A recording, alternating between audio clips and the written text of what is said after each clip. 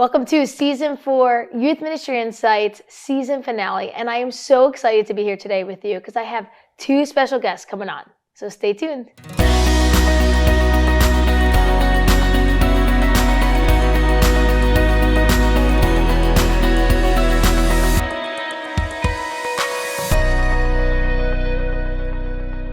Well, welcome to another episode of Youth Ministry Insights.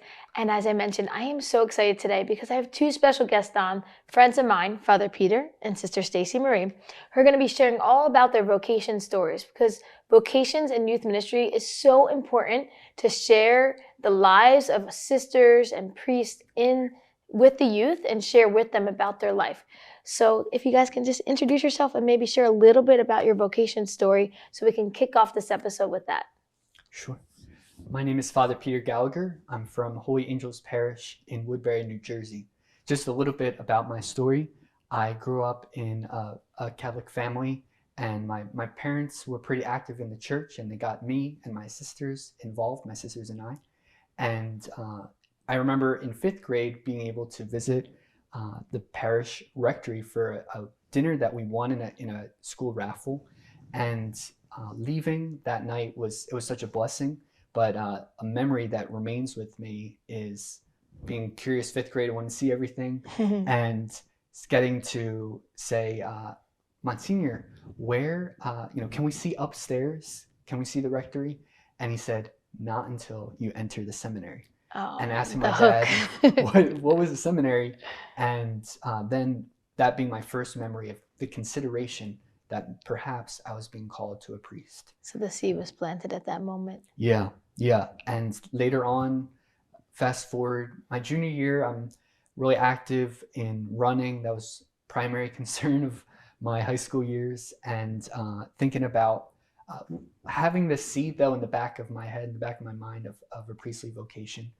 And thankfully, after dating for about 6 months, going into my senior year, there's something I was missing, something I was looking for that I wasn't finding. And the back in my mind was, this idea, this kind of dream of being a parish priest, a service. And thankfully, a good priest mentor who was the chaplain at the time of my high school, Father Michael Romano, really inspired me and guided me along the way to follow this priestly vocation and to meet with a priest to talk about what was happening in my life. And after that conversation, saying yes, committing, entering the seminary, having a wonderful senior year, and really joyful 8 years in the seminary. And I'm really thankful to those priest role models and the conversations that led me to make that decision. So you entered right after high school. Yes. Was your application to go in, and you went straight through? Yes. And you're a priest how long now, Father? A year and a half. Wow. So awesome. And Thank Sister you. Stacy Marie, share a little bit about your vocation story, your background, and how you are today a sister. I'm a Franciscan missionary sister of the Immaculate Heart of Mary. And I've been in this order since about 2006 as a professed sister. I was in another order in Italy before that. So my particular vocation has been very complicated in the sense that it took a lot of work to find the right place. But I, unlike Father, came from a different type of situation in my family. We were Catholic, but not really practicing too much. And so I didn't go to Catholic schools when I was younger. And I was kind of lost, I would say, in my youth. In my teenage years, my early teenage years, going into high school, is when I finally, so to speak, found the Lord. Right. So that's a whole longer story. But my family life was very difficult. And so it made me at a certain point when I was about 14, 15 years old, I reached this moment where I just cried out to God and said, come and help me. I don't know why I'm even alive at this point. What's it worth, life? And so then eventually I came to know the Lord through the presence of another Catholic woman who was a good witness for me. And after that, I decided to go to a university, which is a Franciscan University of Steubenville in Ohio. It's pretty famous nowadays. Yeah, pretty sure in the Catholic people circles. would have heard of it. Yes. And so I spent 4 years there, and I went through a lot of healing from things that I had gone through as an adolescent and in my family. And in the midst of that healing, I started to go to some vocation retreats. And I started for the first time in my life to think about possibly becoming a sister. It never entered my mind before in my life. And I never had those models in front of me, any women religious or anyone in particular. So there, seeing the priests, actually the Franciscans, was how I first started to think about a possible vocation. Sure. And God had to bring me to a point where I felt opened up to be either married or single or a sister. And I finally reached that point in my growth and in my spiritual walk. And I guess, what happened to me was kind of like Father said, you feel something inside you and you feel the Lord calling you. And it's something that you try and listen to in prayer especially. And that's what happened with me.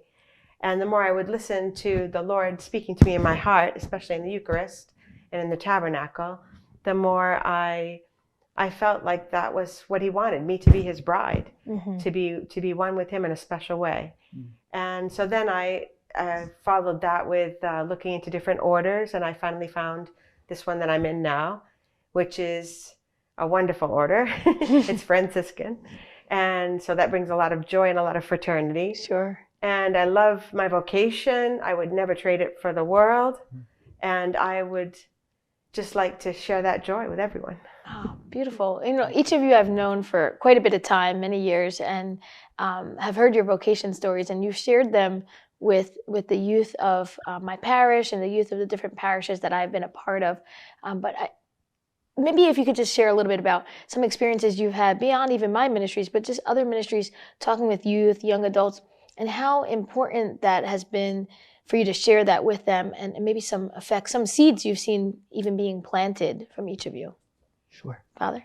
I think one particular grace to be able to share the stories is to just tell people that there is religious vocations, that there is this way that God might be leading you and guiding you in your life, and that it's going to bring you happiness and a beautiful life of service to God and his people. And I think to just know that that's out there, know that there's others who have pursued this and are doing it joyfully, that you see them, you hear their stories, and you're like inspired by them.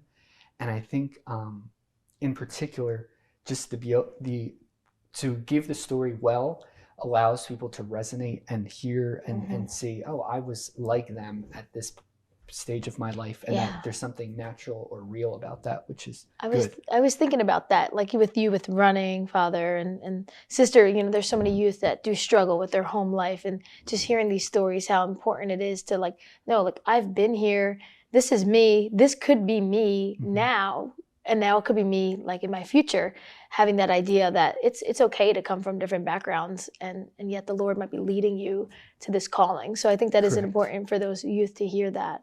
Sister, for you, any experiences in speaking to youth? I think it's just important that, and I just remember for myself, I always had this idea that priests and sisters were like perfect people. And so I think it's very important to understand that we're real people with real family situations, real struggles growing up, and a whole path there, just like everybody else has, to find their vocation in life. And I've spoken to young people in your youth group and in different places. I've lived in Italy for over 20 years, so I've spoken a lot to youth over there as well. And a lot of young people are just searching, and they're not really sure what they're searching for. And so if we don't explain to them the possibilities that they have, then they will never know, just like I never knew until I found other people talking to me about their experiences. So I think it's very important, for us to share our stories. Sure, yes. And I'm truly thankful that I have had each of you in my life to be able to bring you in, but maybe some advice to youth ministers, like if there's not maybe a priest within their parish boundaries or somewhere around their area, or a sister, what are some advice that you can give to youth ministers, how to bring vocations into their meetings? And maybe it's not necessarily bringing in a priest or a sister. How can we bring vocations into the youth ministry and the young adult ministries that they're a part of? I think one is the beautiful technology that we have Sister Stacy and Kari, like we can look up stories of religious, of priests who have these wonderful stories. I think it's also helpful hearing a variety because not everyone just grew up the same way. Sister Stacy and I's story is different. And so to have a variety helps people to relate according to their own life and how they're situated in growing up. And then I just think prayer for vocations, because we see today how us three, our vocations are complementary. They're good. God calls us to different ways to holiness, and so it's good for people to see that. And I would just say, I know in my own story that a big part of my healing and of my finding my vocation was prayer before the tabernacle. Asking the Lord, just being with the Lord and asking Him, what do you want from me and how can I serve you?